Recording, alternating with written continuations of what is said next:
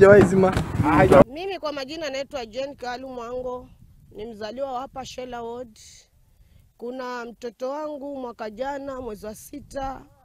Mtoto wangu huyo alikuwa mtoto wangu wa kipekee, ambaye huyo alikuwa ni kama nguzo yangu ya maisha. Alikuja akakanyagwa na gari. Na kuna huu moshi pia unatatiza sana. Maana kuna hizi madawa za chemical kama hizi hapa, tayari taka nyingi hapa zimewekwa moto na ni za hospitali. Plus wa moto moshi unakuja kule, wale watoto wanagonjeka, wanashikwa na ugonjwa kukohoa. Tukienda hospitali hakuna madawa.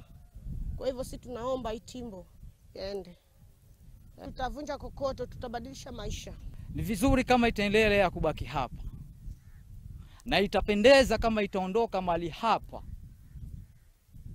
pajengwe kitu ambacho kitasaidia. Manake hivi tunavyozungumza, hata shule tunapotoka hapa ni Karima.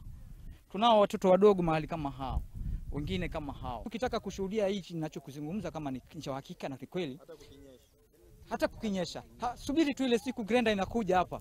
Subiri grenda imekuja inasukuma hii, utaona kuna moto umetoka chini. Hiyo pale kuna moto. Ile kwa ile shimo iko pale kuna moto. Wa kutoka 2022 huko hapo. Unaona? So ile siku grenda inasukuma utakuta moto uko chini. Kwa hivyo kuna moto ambao hauishi na unazimo kila mara, hauishi. Kwa majina naitwa Sifa Jengo. Mimi ni mkaaji hapa Timboni. Na nimeishi hapa zaidi ya miaka 30. So tunachoomba, mimi naomba hii timbo iondoke. Juu hapa hitupati faida. Taxi sana ni hasara, watoto wetu wanakanyagwa na magari.